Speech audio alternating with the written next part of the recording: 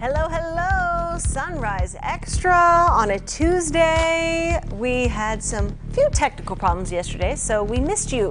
And a few of you let us know it, so we appreciate that. Which is a good thing. I know, I like that. You may be wondering why we are all dorked out in red shirts, and that is just simply because we need as much entertainment as we can possibly get. Sure. I can never see any of you in person, obviously, and so Brenda and I are on the same color rotation, it seems like. We wore like white the same day last week, yeah. and so today happened to be red, and the boys followed, so I like that.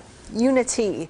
So today we're talking about face masks and the recommendation now that Yes. you wear them when you go out in public. So have you guys started wearing face masks? Have you made one? I just Are you so going to wear happen one?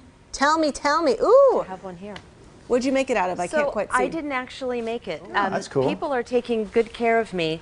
I want to give a huge shout out to Brenda Adams. She is a Portland woman who is making these for, I bought this. Well, I didn't actually. She gave me this one. I bought 5 others for our security team because here in Portland they patrol the square and the downtown area, and the masks hadn't gotten to them yet. And so when they come to give me an escort into this studio, I said, you know, to one of the leads, I said, "Girl, you're not wearing a mask because you guys should be." She said they haven't arrived yet.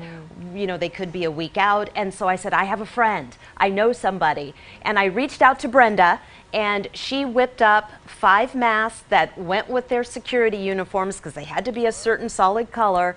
And these are just little fabric ones. You can throw them in the washer. They come in all kinds of patterns, but she's awesome. She's giving them away to first responders and people like cashiers and that type of thing. But I said, you know what? There are other people who would actually want to buy them from you. So that's what awesome. I did. Yeah, I thought that so. looks like a legit one. So have you this is your first one. Are you going to start wearing it today? I have worn it before.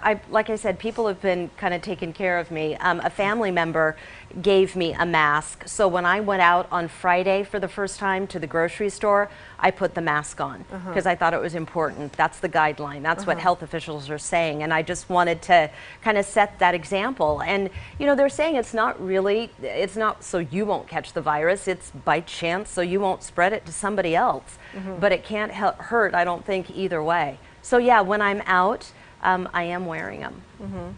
Let's start with Drew. Have you made any, worn any out and about yet? We, I'll tell you, Saturday, so this all came down on Friday, right? And after our show Friday, maybe around 2 o'clock Friday afternoon, I unplugged till Sunday morning. I mean, we really didn't pay much attention to phones or the news on TV. Just had like a 36-hour unplugging. But we did go to 2 stores on Saturday. Had to run to Coastal to pick up some feed for our horse. That's right, I have a horse. And we also went to Safeway, and my wife and I are like, wow, like everyone's suddenly wearing masks. We get to my mother-in-law's house. We also got some food for her, and we delivered that food. And she had been paying attention to what was going on over the course of 36 hours, and she had made masks for us. So yes, I actually have masks homemade by my mother-in-law. That's great. But I haven't been to the store since that time on Saturday when I did go without masks, and I actually felt sort of like I was in the minority, and like Brenda said, I was the opposite of Brenda. I felt like suddenly I was setting a poor example. I apologize. Yeah. Rod, what about you? We have not, although my wife pulled out some material from Grandma Kim, and she is looking into making those, so perhaps this week we will. But you know, we also talked about, and I think part of it, the fact that we're all indoors, maybe some of us, me included, getting through the allergy season a little bit better than we normally would, because we're not outdoors so much. And Grayson and I were talking, you know, we, like a lot of folks, we've been to the grocery store, you know, once a week to pick up something. And I can't remember the last time I heard anybody cough or sneeze. And I asked that question to you folks, but we have really noticed that especially during allergy season, you would expect to hear people sneezing, but we haven't heard anybody in a store seemingly with a cough or anything lately, which is a good thing, obviously. No, totally. I have a question about that. And And I guess the question would be directed to you, Nita, because last Friday we ran that awesome piece on the Spanish flu, which happened here in Portland, 1918. And there was some talk in that piece that you put together where you said if people were seen coughing or sneezing in public, they got out the cane and they were 86th. Yeah. I need a clarification. I mean, what was happening to those That was people from movie theaters. when they Those were coughed the or rules sneezed at in movie public theaters, exactly? at least. Movie theaters stayed open for Got it. some reason, and I don't know if that was because that's how people got a lot of news headlines back in the day before a film actually started. You know, they did Right. kind of like war updates because World War I was happening around at that time. But for whatever reason, movie theaters were still open, and they would not allow sailors or Army members or cadets or anyone, because they were early carriers of the Spanish flu. It started in the military, and so they wouldn't let any of them into the movie house. And if you sneezed or coughed, if your nose tickled or whatever, but you felt fine, they kicked you out. So it was kind of an interesting look back at history, but that was just movie theaters, I guess. And Rod- also streetcars, I guess. Oh, interesting. I was going to say, Rod, I think you're absolutely right. My daughter has big time allergies, and we were sitting out on our little front porch, and because it was nice and the sun was out yesterday, and it wasn't very long before she was like, ooh, I feel like I'm starting to get allergies. I'm going to go back inside. But thus far, I feel like I haven't heard her sneezing, coughing, and just basically sounding stuffy, which always happens in the spring. And then I think even when somebody does, like me, like cough or something at home, I get the side eye from both of the people in my household. And I'm like, look, I just was eating lunch. I swallowed wrong. It's a cough. It's not like a cough. So people are really hyper aware, as they should be. I just have to say one other thing, because I am so proud of us here in Oregon, and I'm proud of Oregonians. I know that there are scofflaws, there always are, but to hear the governor come out and say, you guys have done a fantastic job, fantastic, I can't even talk, with social distancing, and we're supposed to now hit the peak of coronavirus cases on April 21st. It looks like hospital capacity is going to hold, and to quote Dr. Fauci, don't take your foot off the accelerator. We're doing it right. It's making a difference. So whether it's masks or social distancing, working from home, all those things count. And if we can get through this here in Oregon with as few cases as possible, God bless. But, just a shout out to everything that everybody's trying to do. And we were talking this morning, and it was kind of buried from this weekend, but Governor Brown said she wants to see no deaths for 10 days or 2 weeks, 0 deaths, before she will lift the social distancing guidelines or the mandate to stay home. So who knows how long that could be, I mean, that's kind of the first marker that we've heard of in her mind.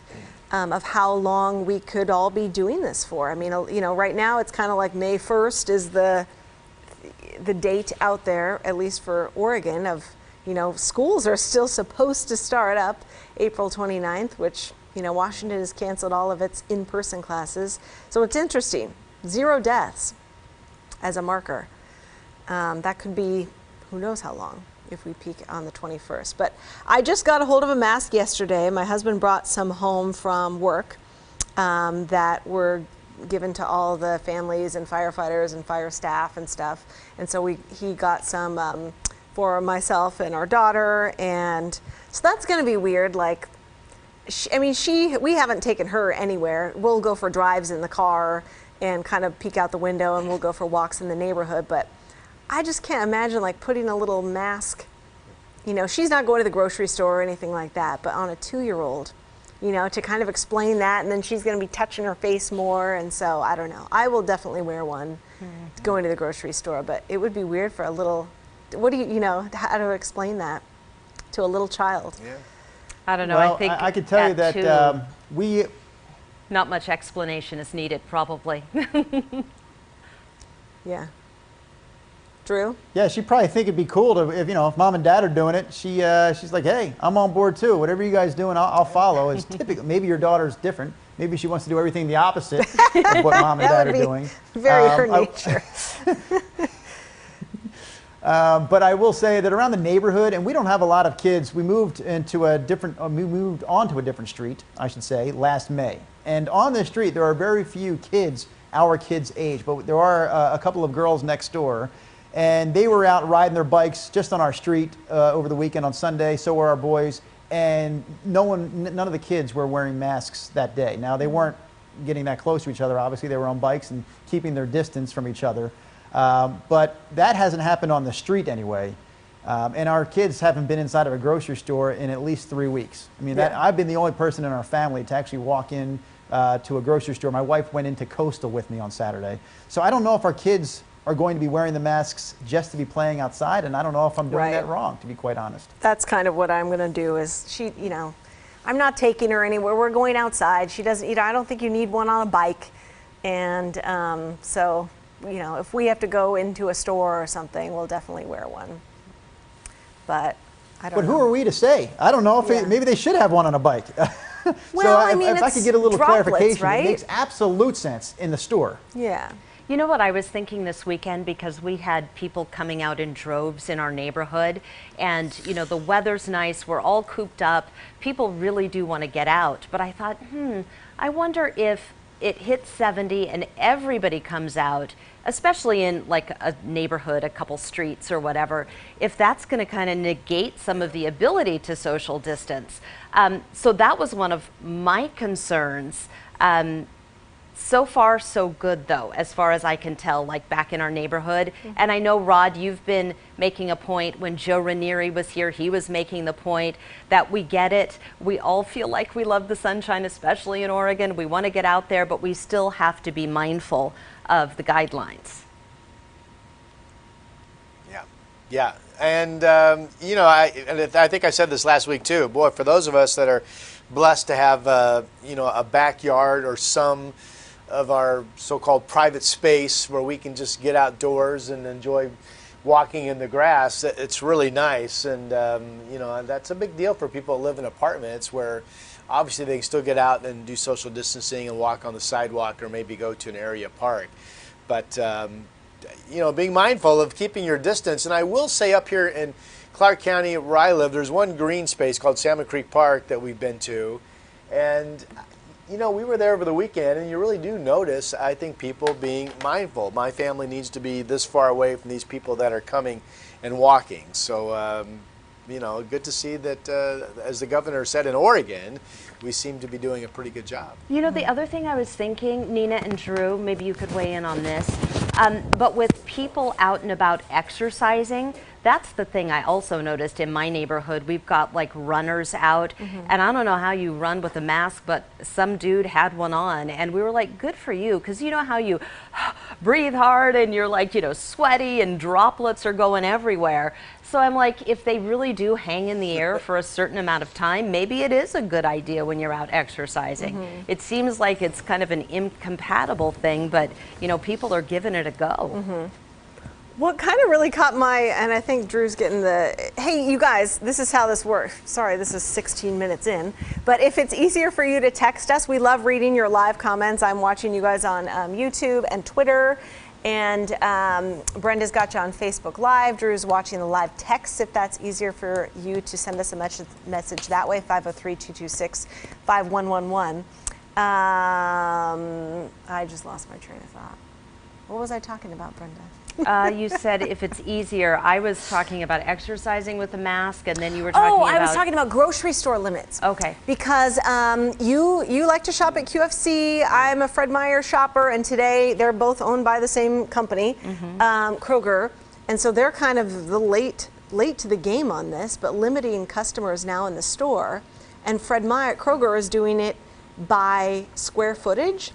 And so they're basically cutting in half the amount of people that the fire marshal lets in. So it's one person for 120 square feet. Well, that really means whatever to me. So they gave the example of like the Hollywood Fred Meyer store, which is, I can quickly find out,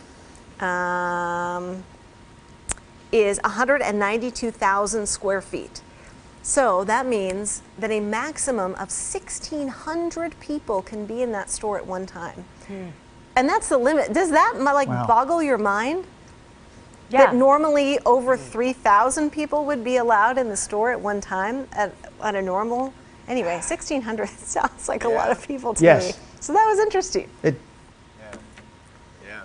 no, that seems outrageous but that is they're talking about that stadium, Fred Meyer, you said, At Nina? Stadium, it would be That is a huge store. 883 people capped. Okay.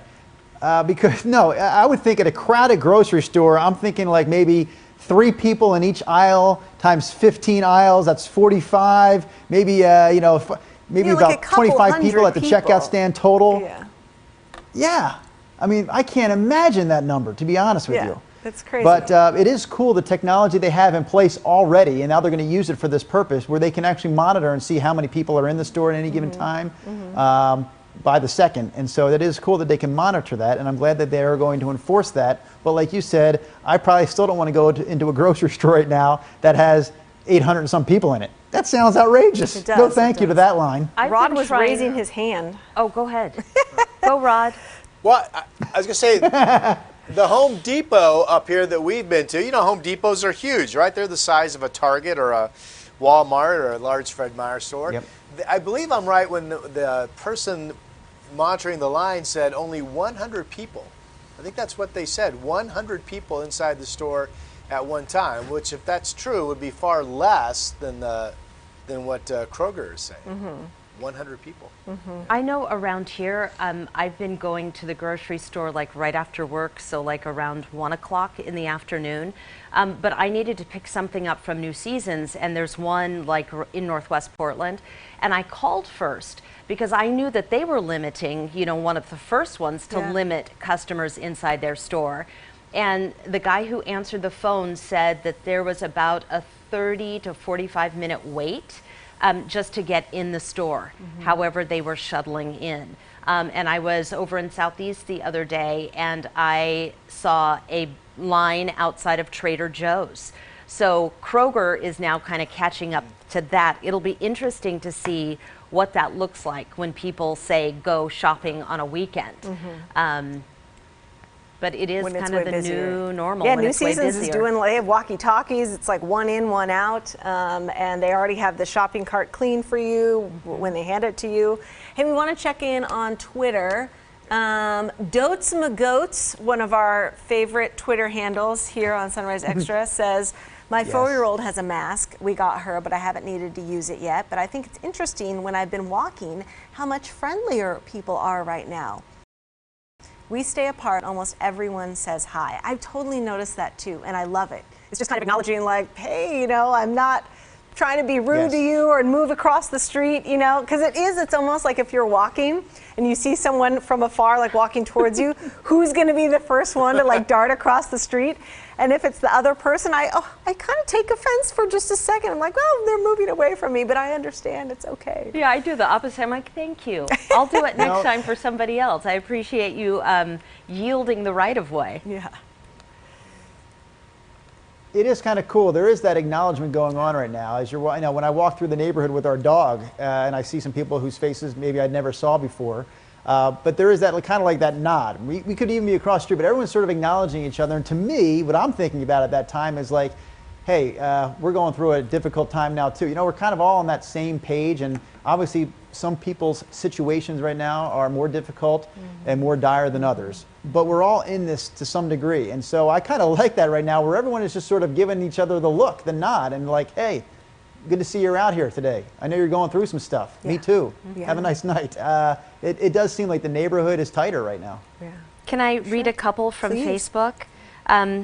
Jeff Lucas, good morning. He's one of our regulars. He's got some rules. If Jeff was king.